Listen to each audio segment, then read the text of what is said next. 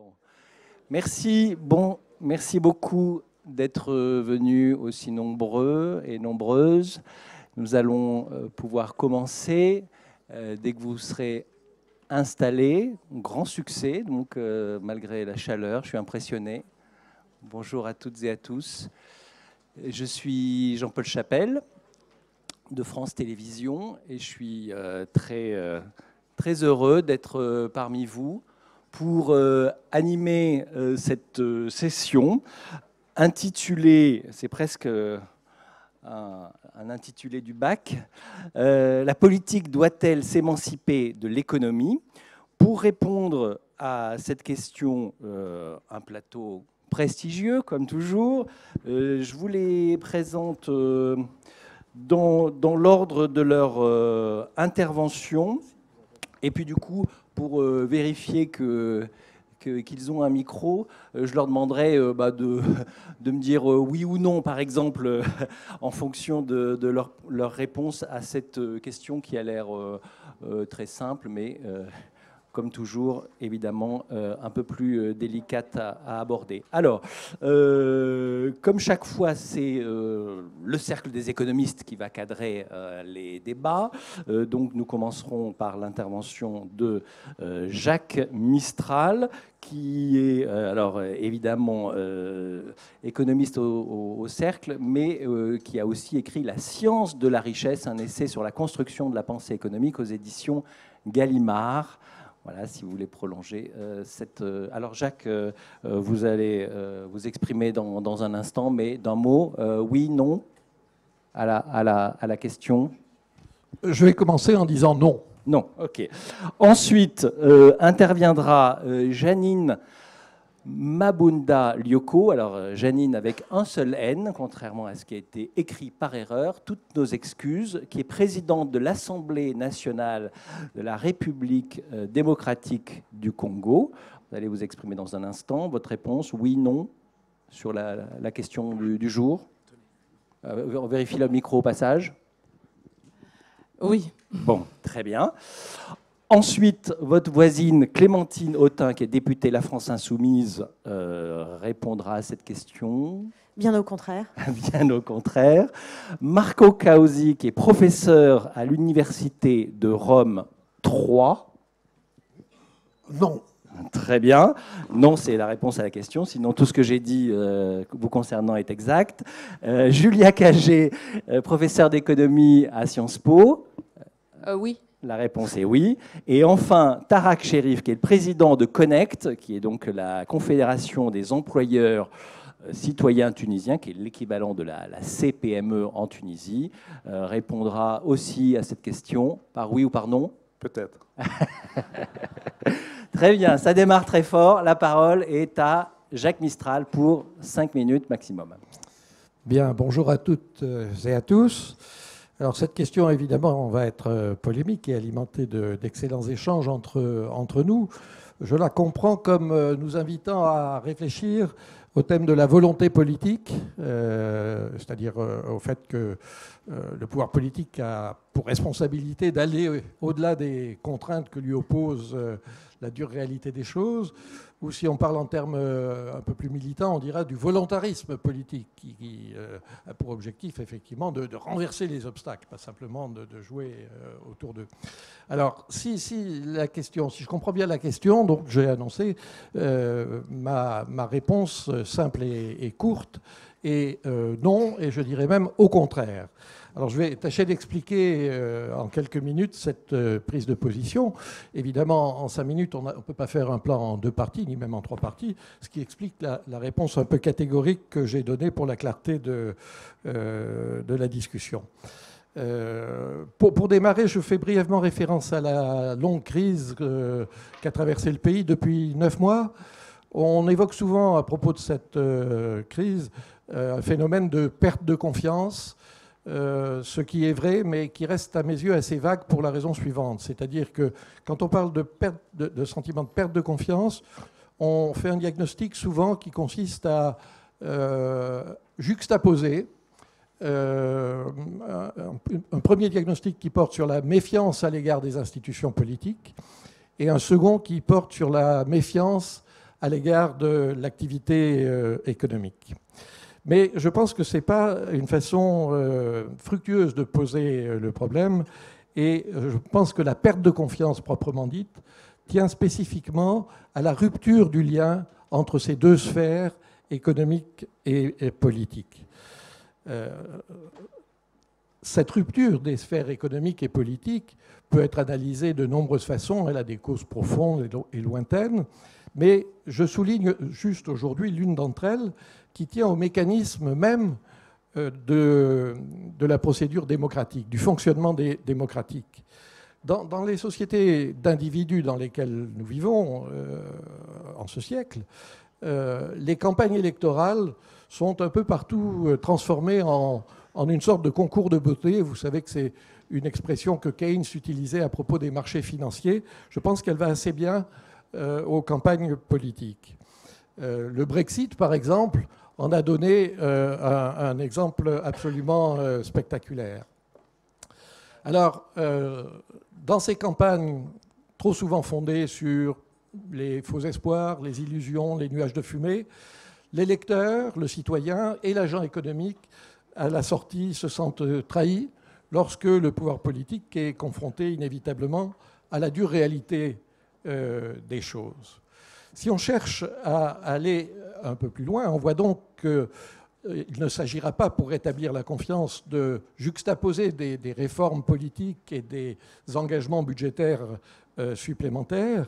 Ce qui est en jeu, c'est de réarticuler ces deux sphères, la sphère économique et la sphère politique. Et c'est la raison pour laquelle je disais, au contraire, dans ma réponse, non seulement la politique ne doit pas s'émanciper, mais elle doit au contraire nouer un lien nouveau, comme elle l'avait fait dans le compromis qu'on appelle souvent fordiste, après la Seconde Guerre mondiale. Alors, pour aller plus loin, on peut dire deux choses. D'une part, à propos de la politique, le maître mot de la politique, c'est justice.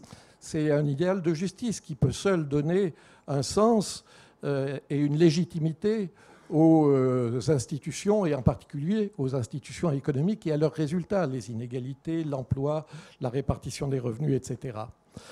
Le maître mot de l'économie, c'est efficacité, ou plus prosaïquement, productivité. En effet, sans productivité, sans gain de productivité, pas de distribution de pouvoir d'achat supplémentaire. Sans une économie prospère, pas de service public de qualité. C'est donc au constat suivant qu'on aboutit. Ce qui ne marche pas dans la société contemporaine, c'est cette rupture, alors que l'expérience du XXe siècle nous a montré qu'il existait bien des façons de combiner ce lien entre les sphères économiques et politiques.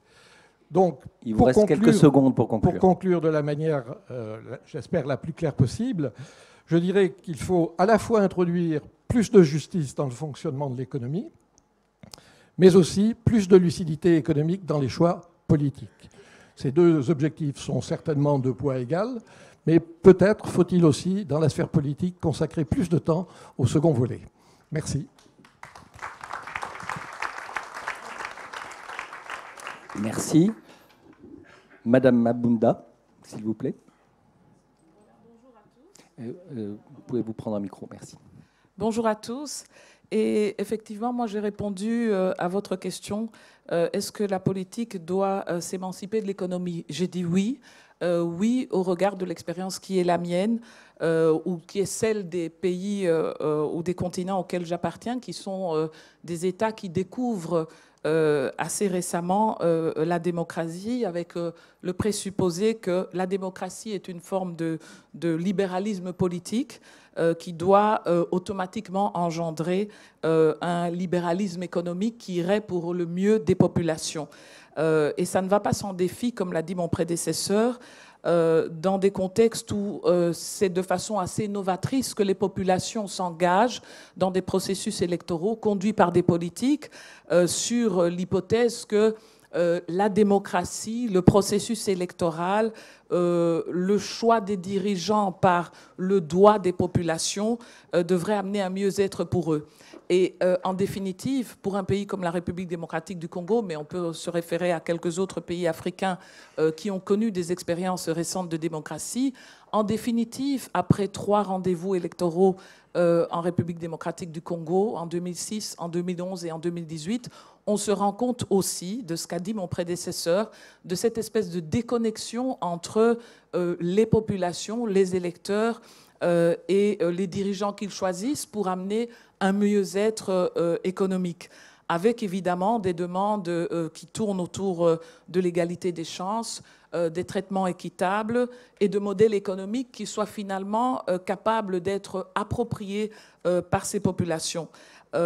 Et donc je pense que, vu l'historique récent de ces pays par rapport à une histoire démocratique qui est censée leur apporter le mieux-être, il me semble un peu prématuré de dire, dans les environnements africains qui sont les nôtres, que le politique ne doit que se fixer sur des modèles économiques classiques, relativement rigides, qui ont montré aussi leurs limites dans d'autres environnements, puisqu'aujourd'hui, si nous sommes là, c'est que le débat sur les hypothèses économiques classiques proposées aux citoyens ne satisfont pas. On le voit au niveau européen, on le voit au niveau du débat sur le Brexit, et nous le voyons dans nos continents sous d'autres angles, par les pistes que nous prenons, notamment avec des partenariats de pays ou d'économies différentes comme la Chine.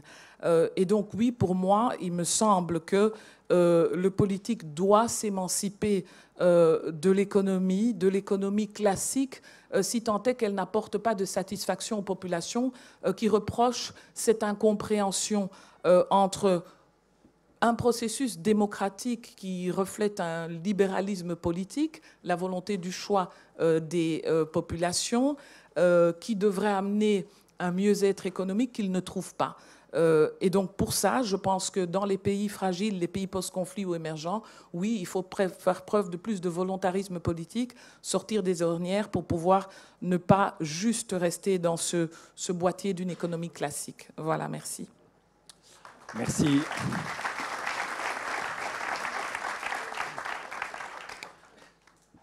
Clémentine Autain. Bonjour à toutes et tous et merci de l'invitation. Je suis assez heureuse en fait d'être là. C'est important de se parler. Immédiatement, quand j'ai vu la question, j'avais envie de l'inverser parce que pour moi, la question est un peu de savoir si l'économie peut continuer à ce point, cette économie. Hein, c'est important de dire quelle économie aussi, parce que l'économie, ça veut tout et rien dire. Donc l'économie très libérale, cette mondialisation, cette globalisation du capital, est-ce que cette économie-là, avec son lot d'austérité, etc., peut continuer à s'émanciper de la politique? Je pense qu'on peut aussi inverser la question. Et je me suis rappelé immédiatement d'une scène assez, on va dire, amusante, mais si on prend les choses avec un peu d'humour, où j'ai fait pendant une année l'Institut des hautes études de l'entreprise. Je ne sais pas si vous connaissez, qui est un institut qui veut faire connaître l'entreprise à des journalistes, des politiques, des gens qui ne sont pas du monde de l'entreprise. Donc j'avais accepté pendant une année cette aventure. Et un jour, nous avions une session avec Michel Pébreau, l'ancien directeur de BNP Paribas, et il nous explique très tranquillement, vous savez, le capitalisme est aussi vrai que la Terre est plate. Alors bien sûr, comme à l'époque où Galilée avait découvert que la Terre était ronde et non pas plate, il y avait des gens qui continuaient à raconter que la Terre était plate. Et pourtant, voilà. Donc je crois qu'il faut commencer en se mettant en tête que l'économie telle qu'elle existe aujourd'hui n'est pas un fait intangible, mais ce n'est pas une science, ce n'est pas absolu, mais que ce sont bien des choix qui, à un moment donné, sont faits et qui permettent à cette économie d'exister. Et donc, je voulais commencer par là, parce que c'est là qu'arrive la politique. À partir de ce moment-là, on peut interagir, et je dirais même qu'on doit interagir, et que la politique, qui est un enjeu de conflictualité, je ne sais pas si c'est la justice, je l'espère, mais ce n'est pas forcément la justice. La politique, c'est un lieu de la conflictualité, c'est un lieu de démocratie, de souveraineté. Souveraineté, ne voulant pas dire souverainisme, ou d'enfermer l'enjeu de la souveraineté dans la seule échelle que serait la nation, mais en tout cas d'appropriation par chacune et chacun d'entre nous, par un collectif comme la République, par des instances qui sont des instances démocratiques, de savoir comment on décide de vivre ensemble, de produire ensemble. Et je voudrais donner très simplement 3 exemples très concret de la façon dont ça ne va pas, enfin je ne sais pas comment dire ça, mais qui doivent immédiatement nous alerter sur ce qui dysfonctionne profondément. La première, c'est évidemment le changement climatique. Je veux dire, le réchauffement climatique et les enjeux qui touchent tout simplement à la vie humaine parce que l'écosystème ne peut pas supporter plus longtemps le monde productiviste dans lequel nous sommes, devrait nous alerter sur la nécessité de reprendre la main sur l'économie mondiale d'échange où la loi du profit prime sur tout le reste. En ce moment, sont en train d'être signés, globalement dans un certain silence, en tout cas on ne peut pas dire que ça fasse la une des journaux et que ça ne fait absolument pas la une des parlements, ça n'est pas à l'agenda important des parlements divers, des traités de libre-échange qui vont accroître les échanges à l'échelle internationale. Le CETA, là encore le traité avec le Mercosur, on en a voté, ou pas d'ailleurs voté, avec la Nouvelle-Zélande, ils sont mis en œuvre et ils vont accroître les échanges dans un moment où, y compris si on veut tout simplement respecter les normes de la COP21, il faudrait au contraire diminuer et relocaliser l'économie. Donc il faut impérativement qu'on trouve le moyen que la politique puisse interagir et contraindre ces logiques qui sont de mauvaises logiques. Mais pour prendre 2 autres exemples très simples, il y a la question de la vente des armes, où vous voyez que le commerce et l'économie peut amener à des choix qui sont des choix dangereux. La France vend des armes à l'Arabie saoudite et nous explique très tranquillement, par la voix des ministres, que vous inquiétez pas, dormez tranquille, on n'a aucune preuve que les armes que nous vendons à l'Arabie saoudite servent à tuer des Yéménites. Bon, moi, c'est ce que j'appelle faire primer une logique commerciale, le commerce de la France, sur, par exemple, des principes politiques qui seraient de simple humanité. 3e exemple, complètement un autre registre, la question des médias. Quand on sait qu'en France, on a 10 oligarques, c'est-à-dire 10 milliardaires, qui possèdent, je ne veux pas vous faire les listes complètes, mais 89,9% des quotidiens, 55% des parts d'audience à la télé et 40,4% des audiences à la radio, on se dit bien que là aussi, sur la question de la politique, et les personnes qui les possèdent sont des gens qui, par ailleurs, peuvent être spécialisés dans le BTP, dans les ventes d'armes, dans le luxe, enfin pas spécialement dans la production de l'information. Donc on est là aussi devant une question qui est une question démocratique. Donc je terminerai là-dessus en disant juste que oui, il faut qu'il y ait de la politique, mais pour qu'il y ait de la politique, il faut qu'on se sorte de l'idée du « there is no alternative » qui a quand même dominé depuis 30 à 40 ans l'idéologie continentale et bien au-delà, depuis au moins l'ère Thatcher, et qui donnerait à penser que quelque part, on ne peut pas faire autrement, ça n'est pas possible. Et si on veut retrouver de la confiance, je pense que pour qu'on retrouve de la confiance, il faut qu'on arrive à se projeter dans l'avenir. Et si on pense qu'il n'y a pas d'autre économie possible que la loi du capital, la logique du profit, sa rapidité, qui broie le temps long et broie la possibilité de faire face aux défis divers... Oh, stop, mon temps est écoulé. Divers et variés. Alors, je pense que la confiance ne peut pas être retrouvée et que l'économie tournera à vide sur elle-même, sur le dos des peuples et au mépris du défi climatique, au mépris de l'égalité territoriale et de l'égalité sociale et donc au mépris de la justice et de la paix à travers le monde. Ce n'est pas des petits défis et donc c'est pourquoi je crois qu'aujourd'hui on est dans un tournant, on n'est plus au lendemain de la chute du mur de Berlin, où c'était assez simple, le capitalisme devait amener la démocratie et la liberté, et en face, on avait le modèle des expériences de type soviétique.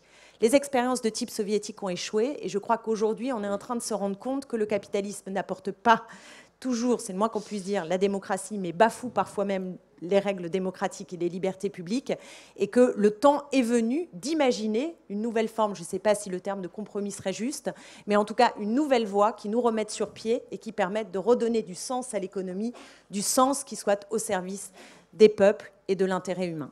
Merci. Merci.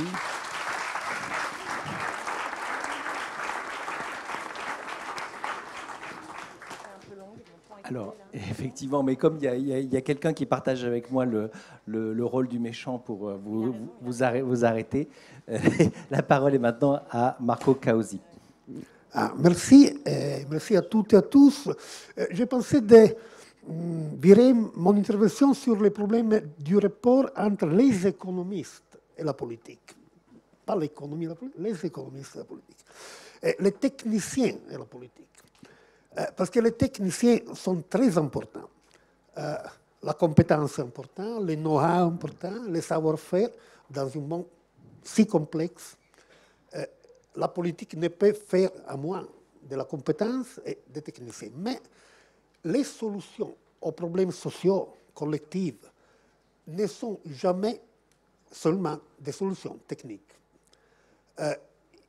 Il est nécessaire une condivision, une participation, une connaissance diffondée, diffuse. Pas seulement la communication et la narration. C'est M. Patrick Boucheron a dit ça dans notre session introductive, un historien, et c'est toujours une bonne chose quand les économistes travaillent avec les historiens. En tout cas, la technique ne peut pas se substituer à la démocratie. Et ici, il y a une erreur des approches technocratiques. Mon expérience est personnelle. Je suis un économiste.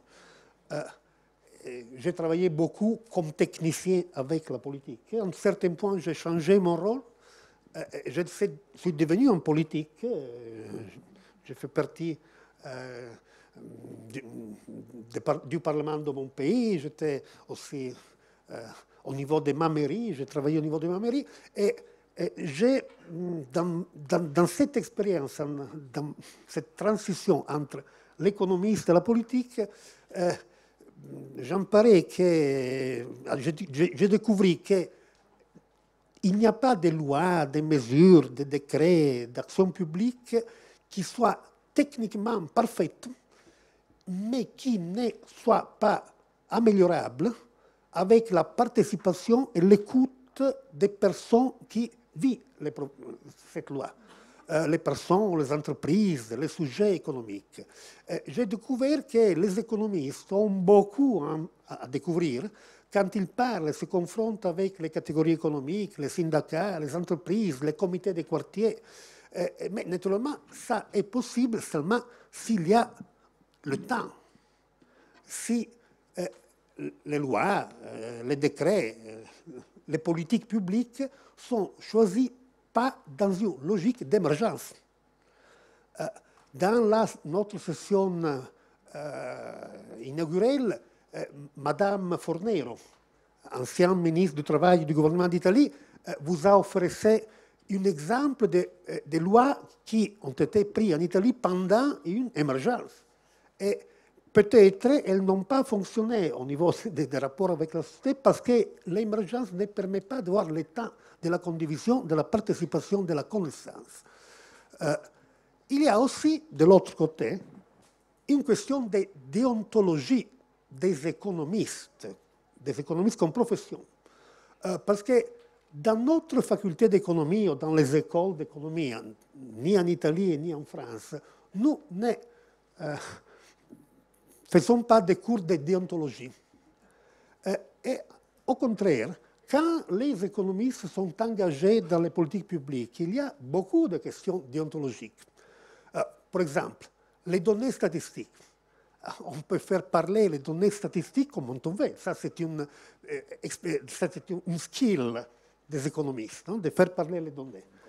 Une vraie compétence, mais attention, il y a une limite déontologique à faire parler les données comme on veut.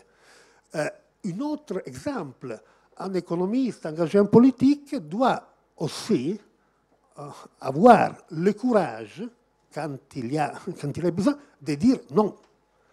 Parce que pour faire les politiques, pas seulement dans l'émergence, on doit faire des politiques presbytes. On doit faire les politiques avant que les problèmes arrivent. Et dans un côté émergentiel, on doit les affronter. Et les politiques sont souvent myopiques. La myopie de la politique, c'est une chose très liée à la démocratie représentative. Oui. Et les économistes ont le devoir déontologique d'être quelquefois un peu plus presbytes des politiques myopiques. Très bien. Merci pour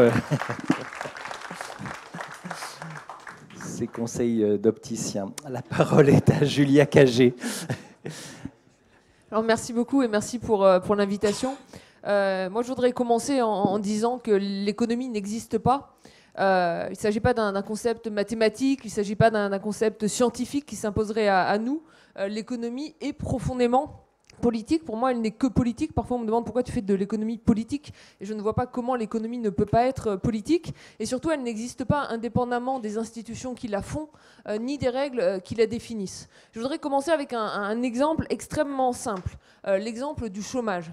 On va dire que voilà, le chômage est une réalité statistique simplement définie. En fait, ce n'est pas le cas. Le chômage, il s'agit d'une construction qui est politique.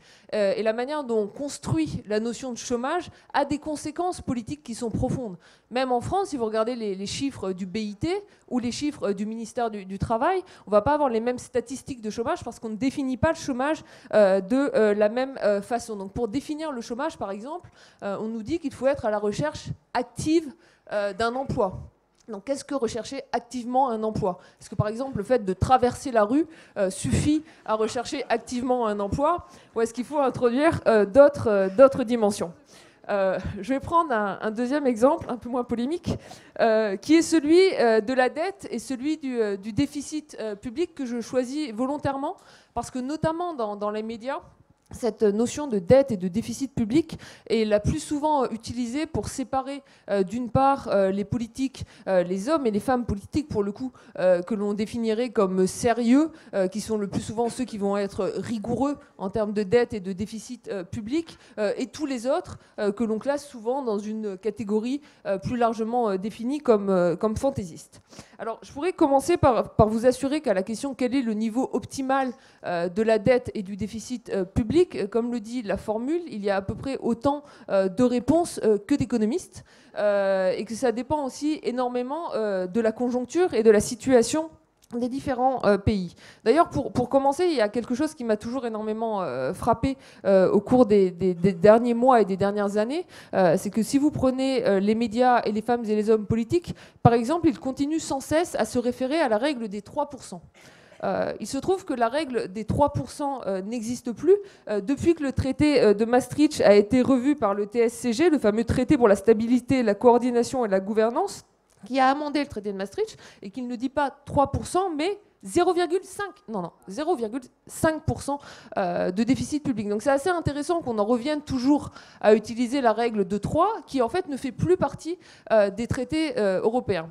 Alors ensuite, est-ce que quand vous êtes un homme et une femme politique, il faut vous en tenir aux 0,5% de déficit public, ou est-ce qu'il ne faut pas vous en tenir aux 0,5% de déficit public? Et c'est là où je pense que ça dépend d'énormément de facteurs, en particulier la situation conjoncturelle. Pour vous donner un exemple, c'est 0,5% de déficit secondaire, c'est-à-dire après paiement des intérêts de la dette. Ce qui veut dire qu'un pays qui aurait une dette égale à 100% du PIB, ce qui est le cas d'un certain nombre de pays de l'Union européenne, avec un taux d'intérêt à 4%, pour avoir un déficit donc qui paierait en tout 4% du PIB chaque année en intérêt de la dette, pour avoir un déficit secondaire de 0,5%, il faudrait que ce pays ait un excédent primaire chaque année de 3,5% du PIB. Et là, pour le coup, on voit que de demander à des citoyens pendant de nombreuses années de payer en impôts 3,5% du PIB de plus que ce qu'ils reçoivent, ce n'est pas quelque chose qui est soutenable économiquement. Je vais finir avec un dernier exemple, qui est l'exemple des inégalités. Et avec des chiffres qui ont été publiés par l'Institut des politiques publiques, qui a montré qu'entre 2017 et 2019, du fait de la suppression de l'ISF et de l'impôt progressif sur les revenus du capital, le pouvoir d'achat des 1% des Français les plus favorisés a augmenté de 6%. Le pouvoir d'achat des 0,1% des Français aux revenus les plus élevés a augmenté de 20%, là où le pouvoir d'achat moyen de l'ensemble des Français a augmenté de 0,8%.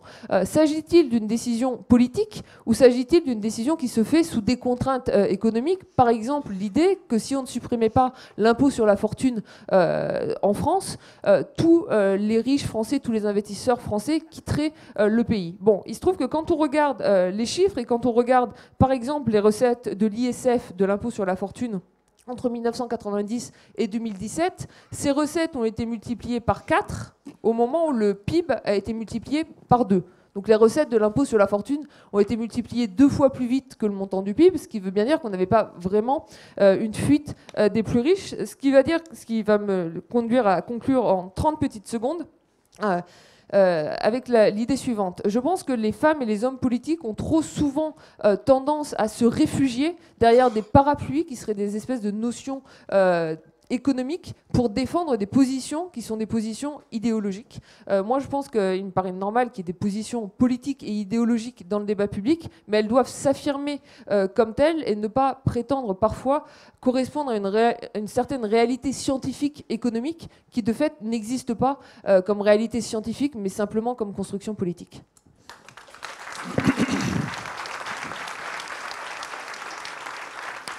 Merci. Merci. Je pense qu'on aura l'occasion de revenir dans la partie débat sur ces questions européennes, mais on va traverser la Méditerranée pour écouter donc Tarak Cherif. Merci beaucoup. Tout à l'heure, j'ai dit peut-être. En fait, c'est pas peut-être. C'est bien sûr qu'il y a une grande relation entre la politique et l'économie. En tout cas, pour des pays comme mon pays, la Tunisie. Mais je pense que la Tunisie aujourd'hui, c'est un exemple d'autres pays qui vivent une grande mutation pour devenir des pays démocratiques. Mais bon, la démocratie, vous avez mis 2 siècles plus. Nous, on essaie en 10 ans d'être démocratique. C'est très compliqué. Croyez-moi que c'est...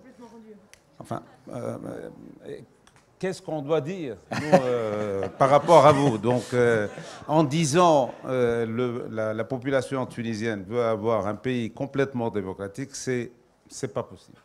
C'est pas possible, mais vous avez de grandes attentes, légitimes, bien sûr. Je ne dis pas qu'elles ne sont pas légitimes, mais je ne veux pas... En parlant de la Tunisie, c'est peut-être un exemple qu'on trouve également en Afrique d'une manière régulière. Donc, de grandes attentes, mais très peu de moyens, il faut le savoir. Et des moyens qu'il faut bien gérer. Et c'est là où il y a le lien entre le politique et l'économique. C'est l'homme d'action qui parle. Moi, je suis entrepreneur, donc depuis 40 ans, je ne fais que travailler et créer de la richesse.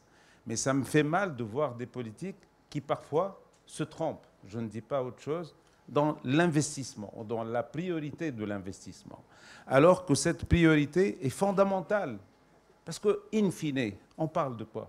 On parle de création de richesse.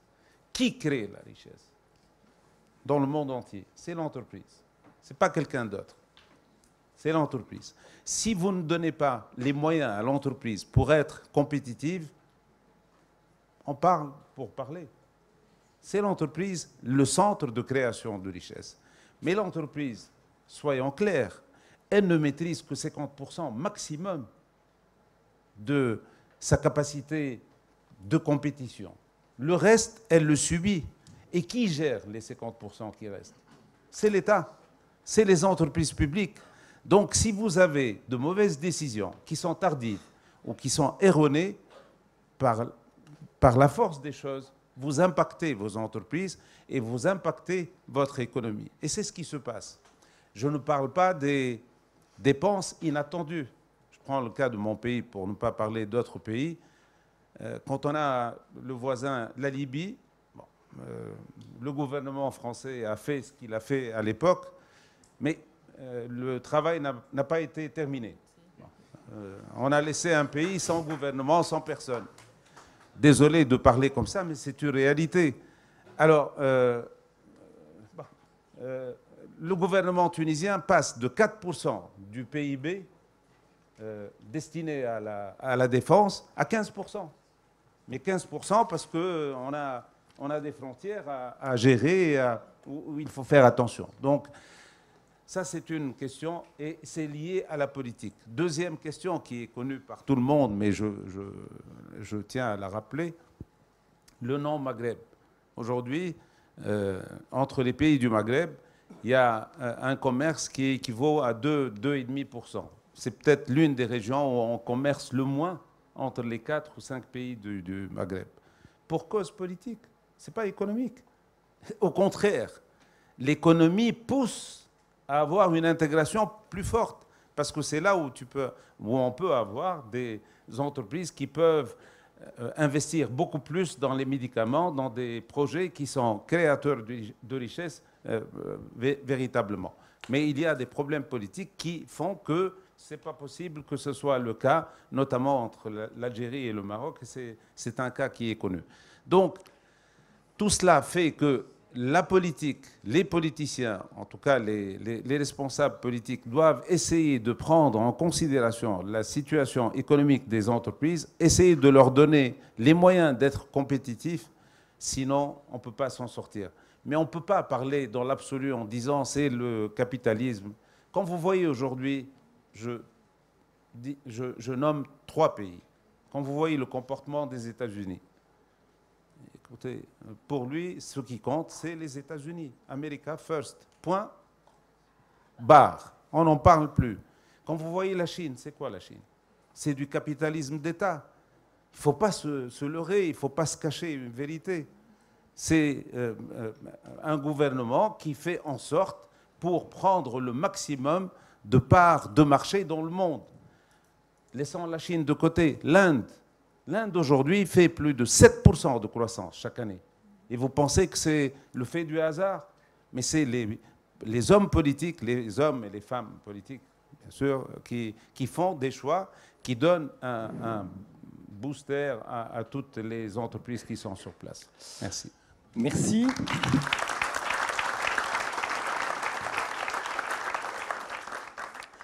Alors, dans un deuxième temps, nous allons échanger avant de vous donner la parole, vous qui êtes venus ici. Vous aurez un micro dans un instant. Mais puisqu'on vient d'entendre Tareq Cherif dire avec force que ce sont là les entreprises qui créent de la valeur et que, donc, finalement...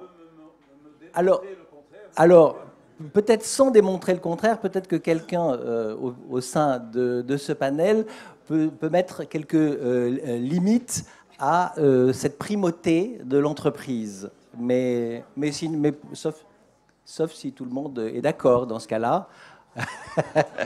Non, quand même. Je le dis et je l'affirme. Oui, mais Clémentine Autain va vous répondre. C'est l'entreprise qui crée de la valeur. Ce qui crée de la valeur, c'est ceux qui produisent. Après, il faut essayer d'être... On peut s'entendre là-dessus alors. Ceux qui créent de la valeur, c'est ceux qui travaillent. Bien sûr. On est d'accord. Bien sûr. Et non, mais c'est une nuance. Bien sûr, c'est ceux qui créent. Mais c'est ce que je suis en train de dire. C'est ceux qui... Il y a des hommes et des femmes qui travaillent. Et même les machines, il y a des hommes et des femmes qui réfléchissent pour savoir comment les machines vont fonctionner. Alors l'un après l'autre. Hein, voilà, on laisse... Tareq Cherif, on laisse Clémentine Autain s'exprimer sur ce point. Alors, si vous permettez, juste, moi, je tiens à ce qu'on ait bien en tête que ce qui crée de la valeur, c'est le travail, c'est-à-dire celles et ceux qui produisent de l'intelligence pour faire tourner des machines ou des ouvriers, des employés qui restent quand même majoritaires dans le salariat et même dans ceux et celles qui travaillent encore aujourd'hui, même si tout ça est parfaitement évolutif et qu'ils sont organisés en règle générale dans le cadre d'entreprises privées, d'entreprises publiques, de coopératives. Il y a différentes formes d'entreprises qui permettent de produire de la richesse. Mais je voudrais juste renvoyer 2 questions.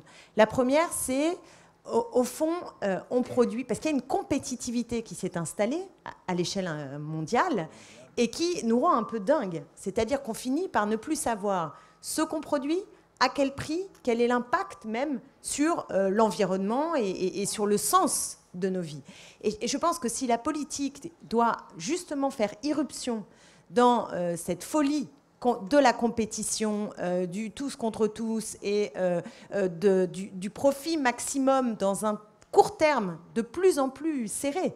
On le sait très bien, André Gortz le disait magnifiquement, vous savez que le capital, pour s'accroître, il a deux volets. Le premier volet, c'est de contraindre les salaires pour que le profit soit plus important. Vous mettez de l'argent, vous voulez que les gens produisent plus vite, à moindre coût, et c'est ce qui d'ailleurs fait de la folie environnementale, puisque des entreprises sont délocalisées dans des pays où le coût est moins important. Je prends l'exemple en France du lin. Vous savez qu'on est les premiers producteurs de lin en France. Le problème, c'est qu'on produit le lin, on envoie le lin en Turquie, dans les pays de l'Est, on les transforme en chemises, en je ne sais pas quoi, et on les rapatrie. C'est un problème quand même pour l'emploi en France, mais c'est aussi un problème majeur sur le plan de l'environnement. Mais ça, les logiques économiques actuelles, elles s'en fichent éperdument. Éperdument. Et si on reste dans la logique d'essayer de rendre l'entreprise uniquement dans cette logique de compétitivité, alors il n'y a absolument pas de solution. Et quand vous parlez des politiques d'État, je voudrais juste rappeler deux choses. C'est que les États, qu'est-ce qu'elles entourent? Et l'État français et l'Union européenne, en effet, n'est pas très, comment on pourrait dire... très forte pour se défendre dans ce cadre d'économie mondiale par rapport moi je partage votre point de vue sur Trump, les États-Unis, sur la Chine, ça c'est l'évidence même, ce que vous avez dit, je suis absolument 200% d'accord et je signe qu'on sache où sont les désaccords et où sont les points évidemment qui sont des points d'accord. Mais je vous ferai remarquer que quand l'État français donne des milliards aux entreprises, souvenez-vous le MEDEF quand François Hollande a créé le CICE. C'était quand même, on a commencé avec 20 milliards donnés par le biais du CICE. Le MEDEF avait fait des pins, vous vous souvenez, c'était le million d'emplois. Bon, les pins, ils ont fini à la poubelle et le million d'emplois, à ma connaissance, il n'a pas été créé. Donc il faut aussi savoir quelles sont les politiques réellement incitatives qui nous permettent de mettre l'économie au service d'un projet de société qui ait du sens. Et ce n'est pas forcément le cas aujourd'hui. De la même manière, à l'échelle européenne, quand vous avez la Banque Centrale Européenne qui prête au moment de la crise des subprimes 1000 milliards aux banques, d'accord, c'est un prêt, mais hallucinant pour sauver, nous dit-on, l'économie. Mais quand on a la Grèce qui est en banqueroute, n'est pas capable d'aider la Grèce et les Grecs à se remettre debout en fonction de la politique décidée démocratiquement parce qu'Alexis Tsipras a été, parce qu'Alexis Tsipras a été élu sur une proposition politique qui n'était pas celle qui était conforme à l'orientation en effet voulue par d'autres à l'échelle européenne et qui est le cours de l'Europe. Où est la politique ? Où est la démocratie et où est le mieux-être? Et c'est ça la question qu'on pose aujourd'hui. Et pour répondre sur les compétences, dernier point après je m'arrête, moi je suis d'accord avec vous, je pense qu'il peut y avoir des moments, une forme de, je ne sais pas comment on peut le dire, je pense qu'il faut faire attention. Oui, il y a des compétences, de l'intelligence, etc. Mais elle n'est pas réservée à un tout petit nombre de sachants toujours venant du même endroit. Et moi, je suis au contraire fascinée dans le moment actuel de voir comment, on l'a vu par exemple à Notre-Dame-des-Landes, je le vois aujourd'hui contre le projet d'Europa City, des collectifs citoyens sont aussi capables d'inventer de l'intelligence de projet. Je prends Europa City justement parce que c'est un exemple énorme. La famille Muliez décide de s'accaparer un espace en dessous droit sur le triangle de Gonesse en Ile-de-France. Peut-être certains ne connaissent pas. Et je termine là-dessus. Oui. Je termine sur cet exemple parce qu'il est assez frappant. Et dit, on va faire une piste de ski, des centres commerciaux, etc. Et là, vous avez de l'intelligence collective avec des compétences qui disent peut-être qu'on peut faire autre chose là, peut-être qu'on peut faire de l'économie circulaire et peut-être qu'on peut faire des projets qui ont du sens pour les territoires, qui ont du sens pour le partage des richesses et qui sont plus utiles tout simplement à la société.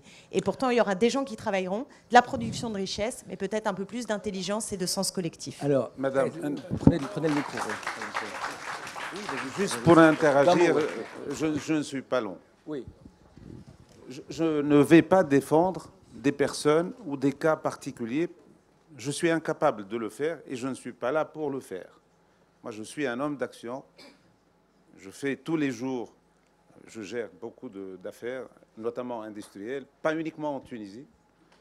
Je le dis avec fierté aujourd'hui. Il y a le président Macky Sall dans une de nos usines. J'ai montré les photos d'aujourd'hui. Il visite l'usine. Donc, nous sommes fiers de ce que nous faisons. Je sais ce qu'on doit faire. Mais le problème n'est pas là, n'est pas le cas, n'est pas certains cas. Le problème, c'est mondial. Ce que vous citez, c'est un problème au niveau de l'OMC. Tant que vous n'avez pas arrangé cette histoire au niveau de l'OMC, les mêmes causes vont produire les mêmes effets. Et vous savez, qu'est-ce que vous allez avoir? Dans 3 années, vous allez avoir la route de la soie qui va toucher tout le monde. Je ne parle pas des pays africains, c'est déjà fait. C'est dans la poche. L'Italie, c'est déjà dans la poche, avec 2 ports. C'est parler des pays africains pour eux-mêmes. Non. Enfin, certains pays africains, pas toute l'Afrique. L'Italie, c'est fait, 2 ports sont déjà dans la route de la soie. Faites attention. Ça, ce sont des choses qui doivent se traiter au niveau mondial. Ce n'est pas parce qu'il y a des problèmes au niveau mondial qu'on doit sortir quelques cas qui sont peut-être irréguliers, je suis incapable de les juger, mais il faut essayer de placer cette question au niveau mondial. Il faut qu'il y ait un comportement normal dans tous les pays. On ne peut pas faire la compétition avec certains pays qui ne respectent pas des règles minimum au niveau social et au niveau fiscal. Il y a un problème. Sinon, c'est une concurrence déloyale et pour laquelle vous allez être poussé. Croyez-moi, je sais de quoi je parle. Donc, il ne faut pas se cacher la figure parce qu'il y a quelqu'un qui se comporte. Je n'ai rien à dire. Si vous le dites, c'est que c'est vrai. Moi, je parle dans l'absolu. Dans l'absolu, si vous ne réglez pas ça au niveau mondial, les mêmes causes vont produire les mêmes effets dans tous les pays du monde. Et vous allez avoir la Chine et l'Inde qui vont dominer le monde dans 10-15 ans. Probablement, rappelez-vous de ce que je vous dis aujourd'hui. Une question, oui. Oui. Alors, d'un mot, effectivement, parce qu'on a passé un peu de temps sur les différentes économies, mais c'est vrai que le politique, c'est aussi différents pays qui ne sont pas tous, entre guillemets, dans la même cour. Un mot, et puis après, on donne la parole à la salle. Seulement sur un point, parce que je ne suis pas d'accord avec madame, seulement sur un point, sur la question de la Banque Centrale Européenne. Oui. Parce que c'est vrai que l'Europe a tardé beaucoup à comprendre. Mais ce n'était pas un problème de la Banque centrale, c'était un problème des gouvernements, parce que la grande crise de la dette publique, de la dette souveraine européenne, est commencée après, vous ramenez une rencontre intergouvernative entre le gouvernement français et le gouvernement allemand. Les meetings de Deauville dans le février 2010. Ce n'est pas la Banque centrale, ce sont les gouvernements de la France et de l'Allemagne qui ont retardé. Alors, c'est la politique, ce n'est pas la Banque centrale. Au contraire, quand les gouvernements européens ont finalement, avec retard, donné la possibilité à la Banque d'intervenir, la Banque centrale d'intervenir, la Banque centrale a sauvé les dettes souveraines de la Grèce, de l'Espagne, de l'Italie, et par chance, pour chance qu'elle a fait ça. Mais le retard était un retard de décision politique, pas un retard de la Banque centrale. La Banque centrale a un statut et maintenant, avec ce que nous avons imparé pendant la crise, j'espère que la Banque centrale va continuer à intervenir et continuer à avoir une politique plus active de la politique qui avait été inscrite dans son statut. Voilà, avec Christine Lagarde maintenant. Alors, vous continuerez cette conversation après sur l'indépendance de la Banque Centrale Européenne, mais il faut quand même donner la parole à la salle, et en particulier aux jeunes, puisqu'ils nous font l'amitié d'être présents. Les rencontres ont organisé un collectif de jeunes avec une centaine d'étudiants et de jeunes actifs. C'est la parole aux 18-28 ans, et donc je donne la parole à Manon Talien de Cabarrus qui pose sa question. Donc, avec mon groupe de travail, on a travaillé sur cette question 7, et voici notre question. La politique agit sur un temps court, la durée d'un mandat, au terme duquel femmes et hommes politiques sont jugés sur leur bilan, notamment à travers les urnes. L'économie, au contraire, agit sur une temporalité plus longue. Comment, selon vous, ces deux temporalités peuvent-elles cohabiter sereinement et efficacement ? Alors, qui veut répondre à cette question, qui est applaudie au passage? Alors, oui. Alors, peut-être Julia Cagé, parce qu'elle a moins parlé que les autres. C'est une excellente question qui, selon moi, pose deux questions. En fait, celle de la représentation et de la responsabilité des gouvernements d'une part, et d'autre part, celle du cumul des mandats, et notamment du cumul des mandats dans le temps. Parce que quand vous dites que finalement le politique est tenu par les urnes, ça c'est à condition de penser que le politique va toujours chercher sa réélection, là où il pourrait être dans une logique de faire un mandat, comme on pourrait avoir plus parfois dans une logique syndicale ou dans d'autres organisations. Donc je pense qu'en fait ça pose une question profonde institutionnelle, d'organisation de la représentation, d'organisation de la représentation politique, et notamment moi je suis pour la limitation du nombre de mandats dans le temps à 2. Certains défendraient même 1. Après, il y a la question de l'entrée et du coup d'entrer dans les mandats, mais 2... Deux mandats de quelle durée? Ah ben ça dépend pour quelle fonction. Mais par exemple, pour les élections législatives, on pourrait très bien limiter à 2 la durée du mandat des députés, et ils seraient moins à courir après les urnes et davantage à chercher à remplir leurs devoirs politiques et notamment à regarder la situation réelle de l'économie. Alors, dans la question, il y a effectivement ce présupposé que l'économie est sur un temps long.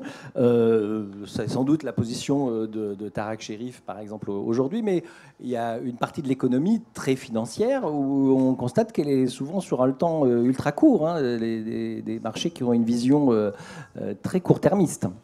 Peut-être un commentaire là-dessus Mais je crois que si on voit les réactions et la rupture de confiance des citoyens par rapport à l'économie, c'est à cause justement de ce sens du temps accéléré dans certaines transactions financières phénoménales qui se passent au niveau global, qui se réalisent en très peu de temps sur tous les mouvements financiers et qui suscitent questionnement au niveau des citoyens.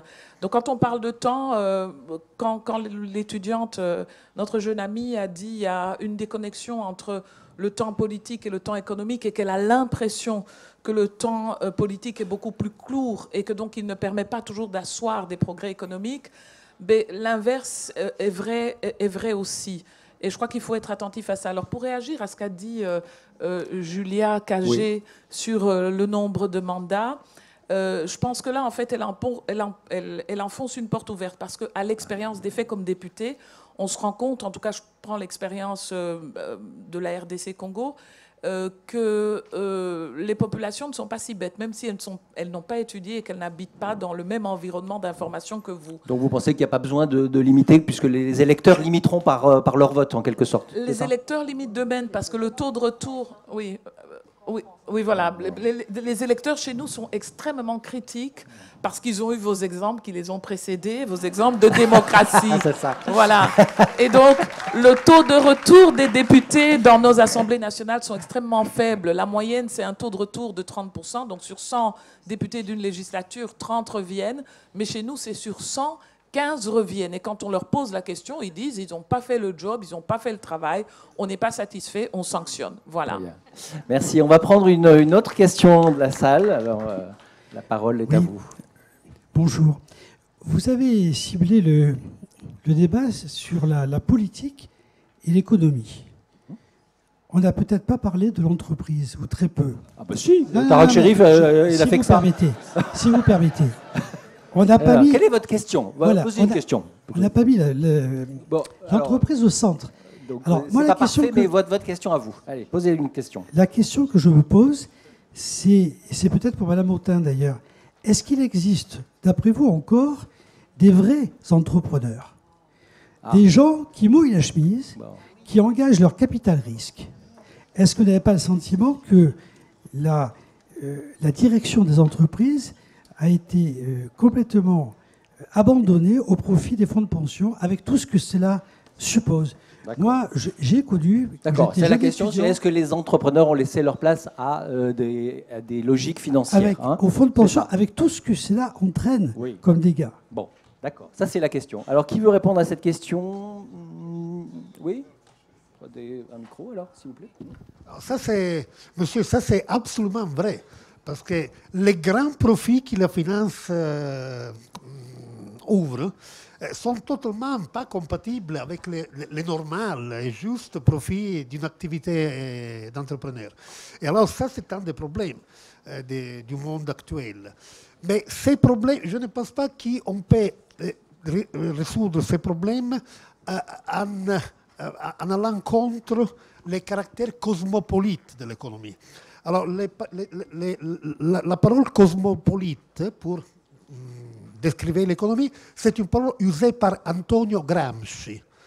Antonio Gramsci était, comme vous savez, un des fondateurs du Parti communiste italien. Il était plusieurs années en prison, il a écrit les quaderni dal carcere, les cahiers, dans le 5e cahier de la prison, 5e chapitre, Gramsci analyse la crise du 29, ce qui était la grande crise de 7 ans, et il dit que la crise, selon Gramsci, montre une contradiction entre le cosmopolitisme de l'économie, qui est international, et les États nationaux, parce que les États nationaux sont protectionnistes, ils mettent les quotas, ils n'aiment pas le cosmopolitisme de l'économie. Si Gramsci aurait connu la nouvelle cosmopolitisme. Mais alors, là, nous avons un problème de régulation supranationale. Parce que pour reconduire les excessifs taux de profit financiers à une règle aussi démocratique, seulement les institutions supranationales peuvent faire le job. Merci. Le temps est écoulé. Alors, un mot de conclusion, mais vraiment d'une phrase, oui, parce que vous étiez un peu un interpellé. constat concernant la France, mais c'est la même chose un peu partout. La majorité, ce sont des entreprises patrimoniales. Il ne faut pas se tromper. La majorité des entreprises françaises, ce sont des entreprises patrimoniales. Bien sûr, à un certain moment, il y a un problème de relève. Et parfois, il n'y a pas de relève. Soit qu'il n'y a pas de relève dans la famille, ou soit les enfants ne veulent plus faire ce métier. Donc forcément, vous avez des fonds d'investissement qui rentrent en jeu. D'accord. Mais les fonds d'investissement également peuvent rentrer dans une entreprise patrimoniale et c'est un accélérateur de croissance. Donc il ne faut pas le prendre toujours du mauvais côté. Ça peut être un accélérateur. J'ai dit parfois, pas toujours. Merci beaucoup.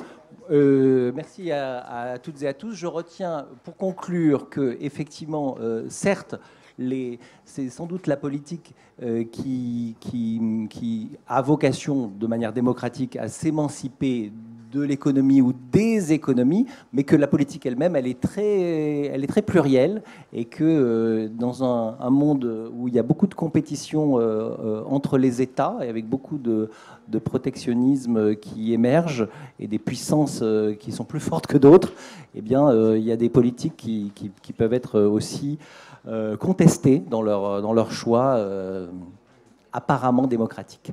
En tout cas, merci beaucoup d'avoir développé toutes ces questions et merci à vous de nous avoir écoutés. Merci.